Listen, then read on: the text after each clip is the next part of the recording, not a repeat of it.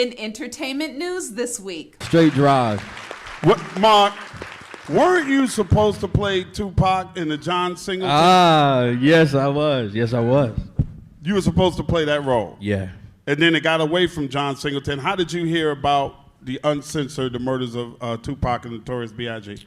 I remember January, I got the email from my agent, and she's like, look, I think you should take a look at this. And honestly, after the whole situation went down with John Singleton and, you know, the situation, I'm just like, I don't know. But honestly, what drew me to do it was just the fact that the story, you know, that was told. Like, a lot of people, when you hear about Tupac and when you hear about Biggie, a lot of people just get so excited about this East Coast, West Coast beef, you know what I'm saying? They don't like to shine the light on them just being friends. So for me, when I got the script from my agent and I read it, I'm like, oh yeah, to be able to tell this side of the story, I want to do it.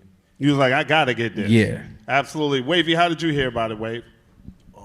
Some dude, I was rapping on the internet. Some dude hit me up and was like, yo, he said, you remind me of Big, like your flow. And I was like, yeah, whatever, man. You know what I'm saying? But then he sent me, he was like, no, for real. And he sent me this thing that was on Anthony's page.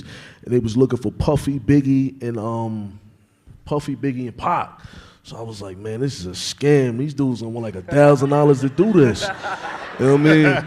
But then when I looked into it, my people was like, yo, just do it. And I did it, and sure enough, they called me back and was like, they like your audition. They want to fly you out to test for the role.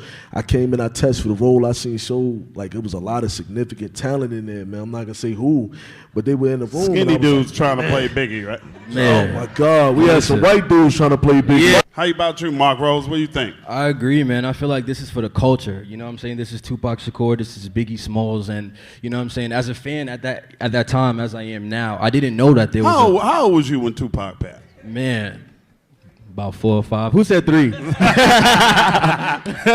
About 3, 4, honestly. Wow. Wavy, Yeah. why you think Wavy people care so much, even to this day?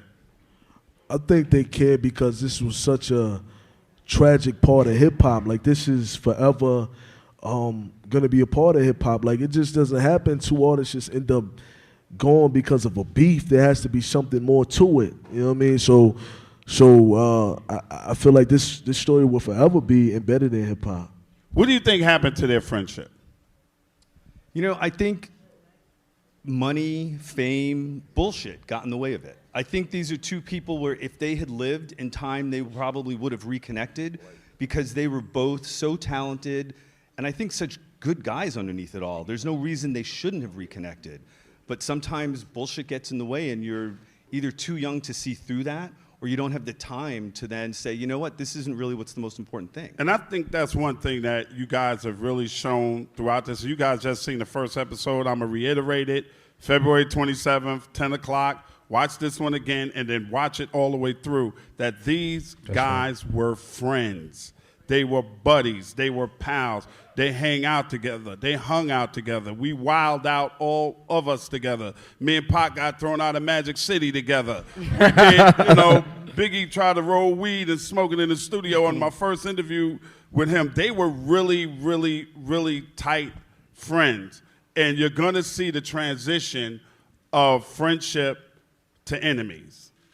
And you're going to see that transition. How did you handle, you had to be Wavy. How old are you now, Wave? 23. So you had to be what? Was you born when Biggie died? Yeah, I was here. I was born in 94. Was you like He died 1.5 in or some shit? Yeah. So, for you to portray this is a big undertaking for both of you, man. And for the first episode that y'all have seen that I saw, would y'all not say that they did a fantastic job? Thank you, for real. Thank you. Why do you guys think, honestly, and put on your thinking caps for a minute, it's been so many years, over 20 years, and nobody has been arrested for either one of these murders? I think a lot of people who was kind of bold enough at the time to testify is not alive no more. That's you know a what I'm big saying? A part lot of of them it. died, and the ones who are alive is just nobody's brave enough to really put their foot forward and be honest and tell this story. A lot of people scared. That's what I think. I agree. A lot of people are scared. Like, when y'all finally do see the rest of the story, it's mind-blowing. And to know that so many people were involved and nobody came forth, it's really going to blow your mind. What did you learn about Pac, Marc Rose, that you didn't know? I got a chance to see his relationships. You know what I'm saying? I got a chance to really see him interact with his mom. I got a chance to see him interact with his friends. That's not a lot of stuff I knew. You know what I'm saying? I didn't get a chance to see, well, I didn't know why Pac would go off. You know what I'm saying? I would just see him going off. I'll see what they show in the media. You know what I'm saying? So to read the script and to really see it now and to be on this side, it's like, oh, I get it now. Like, I see why he was so upset. This was fueled with passion. This was fueled with this. And you know what I'm saying? So it's like a whole new light. I see him in a whole new energy. Wave, same question to you. What about Biggie did you learn that you didn't know about? Well, similar to what my brother said, as far as the relationships that they had, like we often see these two in the light of just being rappers or being gangsters or whatever, but being able to see his interaction with his mother, like he had a similar relationship to me and my mother. So just to sit back and be like, wow, like at the same time he was human. You know what I mean? Regardless of what we seen as the notorious B.I.G., we got a chance to see him in human form, and all of that is in Unsolved. I got to say that's a testament to Kyle Long, who was the showrunner and writer of the show, because he empathized with these characters so deeply. I mean, literally, if he just starts talking about Valletta Wallace, he starts crying. You know, he's a father himself, and the idea that someone would lose their child and it would seem like people don't care and you don't at least get an answer, you're never going to get your child back, but not to see that people care enough to find out who's responsible, he took that very seriously. And he made sure that everybody on the show, the cast, the crew, the network, everybody understood that this was about humanizing these two men and showing what their lives were about. Not what the headlines showed, but what their lives were about.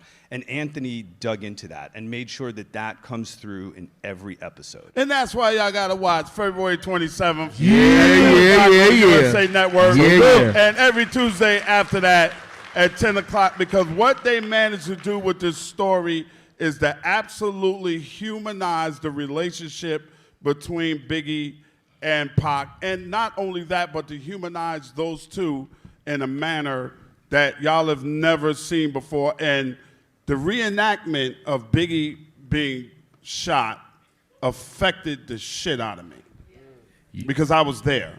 You was at the museum. I have a picture of me and Biggie 15 minutes before he walked out of Peterson Automotive Museum. And he actually asked me, did I want to ride with them? And I said, nah, I got a car in the back. So I'm rolling a different way. And he goes, bye, Edwin. And I go, bye, Christopher. And